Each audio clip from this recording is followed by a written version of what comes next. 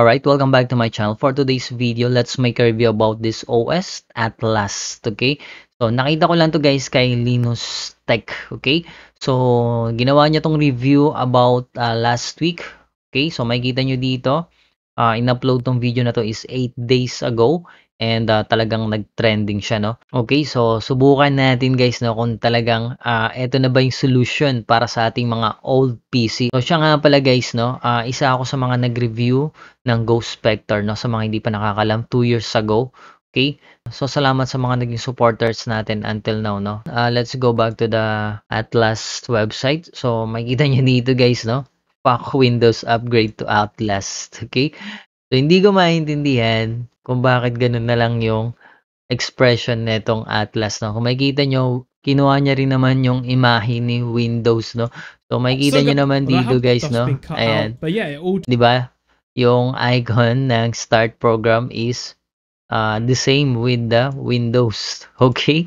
And other settings, okay? So masusubukan natin to guys today. Mag-set up ako ng unit and ito-test natin sa games kung talagang magi-improve or gaganda yung performance niya pagdating sa games, no?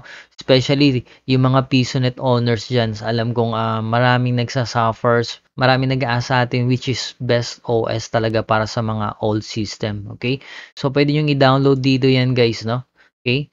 So may instruction dito. Click nyo lamang tong details na to. Sundan nyo lamang tong instruction dito. So, pwede nyo rin tong i-burn using Rufus. Okay? After nyo ma-download guys, ito na yung OS nya, yung ISO files. Nasa 5.96 GB yung size nya, no? So, half size ng Spectre OS. So, hindi ko masabing isa itong light version. Pero, no, sa sinasabi nila, which is maraming mga natanggal na mga security, which is hindi naman talaga, kailangan, no? Especially sa mga nagbi-business ng computer shop, hindi kailangan natin ng napakadaming security ng system natin. Gaya nga ni Linus Tech Tips, no? Sila na mismo nagsasabi na pag maraming mga naka-install, maraming mga Windows security updates, so nakakapag-bloat ng PC yan guys, okay? So yan din yun naman sinasabi ko lagi. Kaya ang ginagawa ko after installation, once lang ako nag-update ng PC and tino-turn off ko na yung Windows update, okay? Para wala nang updates na pumapasok, hindi na nagiging bloated yung system natin. Isa rin yan sa number 1 na nagko-cause ng sad life, okay? Or ng blue screen, right? Ito yung mga list ng mga features na tinanggal sa Atlas, no? So, Windows Restore Points, Windows Defender doesn't work, potential incompatibility, security Spectre, and these are like to be bugs, okay? So, kung gusto niyo panoorin guys, panoorin niyo lamang yung mga video ng mga ibang vloggers, no? Okay? So, pwede na tayo mag-format and i-test natin siya sa games and other application. Okay, so ito yung computer hardware natin. I'm using Intel G4 560 7th gen and 8GB single stick na RAM. And of course, yung Atlas USB bootable natin, naka-insert na din. And just in case lang guys, no, kung meron itong automatic updates, so nilagay ko na rin yung network natin para just in case automatic lahat ng drivers niya is may install siya, no? Okay? And 120GB SSD. Okay? So let's start.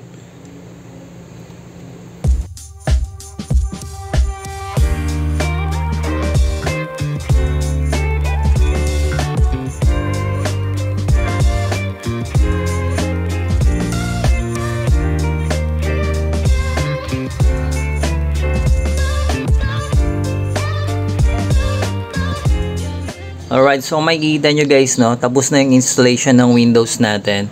After that, no, meron pa kasing mga procedures na kailangan natin gawin. So medyo complicated lang yung pag-install nito.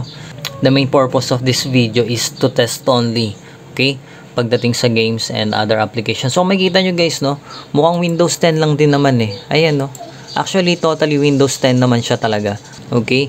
And then, nilagyan lang siya ng Atlas OS Playbook na tinatawag. So, ito yun yung ginagawa natin ngayon. Okay?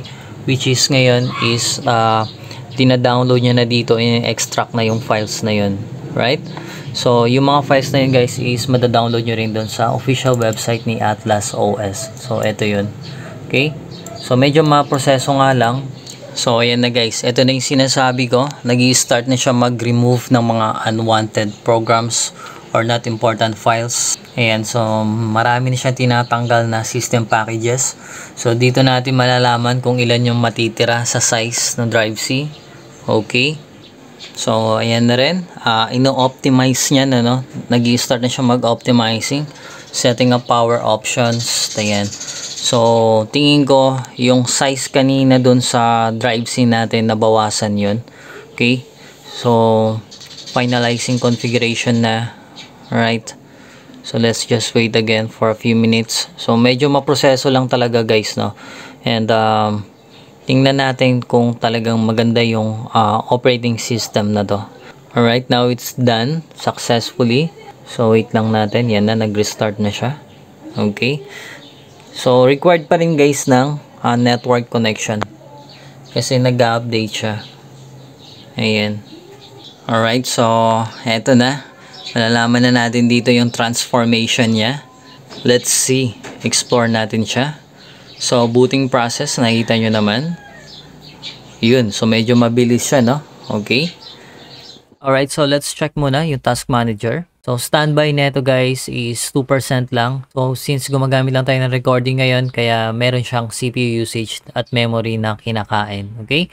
Then, let's check out the device manager. Okay, so makikita nyo guys na may missing drivers pa tayo, but this is an optional only. And, the rest na important drivers naman nandito. So, HD Graphics 610 built-in GPU lang tayo, no? Okay, so close natin yan. And services. Okay, Windows Update, check natin agad. So, Windows Update, so naka-disabled siya, naka-stop, which is very important. Okay, and printer spooler, ayan. So, katulad din ng ibang mga Light OS, ayan, naka-disabled siya. So, kung may printer kayo, pwede nyong i-start yan, automatic. Then, click nyo lamang yung apply, then start, okay? Okay, then let's go to the control panel. Windows Defender. So, good. Naka-turn on siya. Napaka-importante na ito. So, optional. Pwede rin naman i-off. Power options. Okay. Naka-Atlas Power Shim siya. Okay. So, default niya lang yan. Back tayo. And check natin yung properties. Okay. So, ito yung specs ng computer natin ulit guys, no? So, version is 22H2, Windows 10 Pro, and OS build. Okay, so latest yan. And check natin also dito sa advanced system settings. Tingnan natin. So, naka-custom siya, which is good. Additional to para maging run smoothly yung ano natin, no? System natin. Advanced. Okay, so wala na. Okay lang. And startup recovery. So, 10 seconds. So, hindi ito naka-check. Okay. So, naka-optimize nga siya. Naka-optimize. Pati yung ano niya, system restore naka-off. Which is good, no? And yung remote naka-off din yan.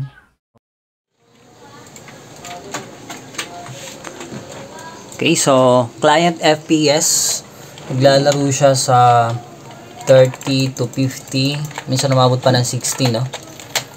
Okay, so tingnan natin pag clash. Ayan. CPU game time.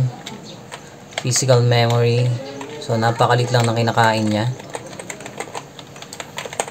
Okay. So, naka 75 Hz tayo na monitor MSI, pero binawasan natin yan to 60 Hz lang. Ayan, yung unit natin.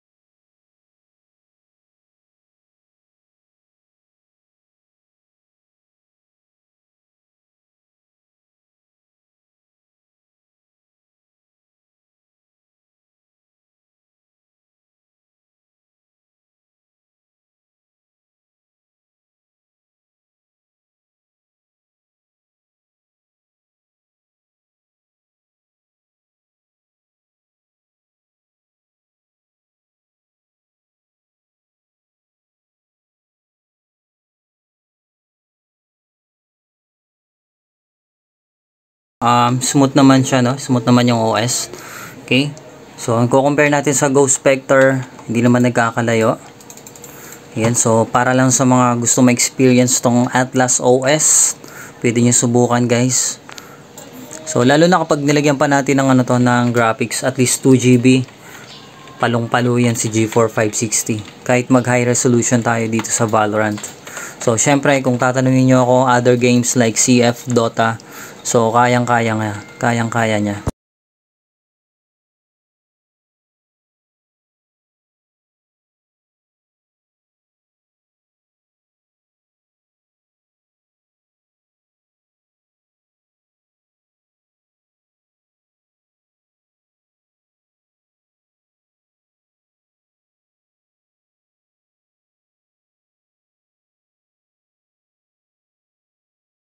And then, yung ibang application.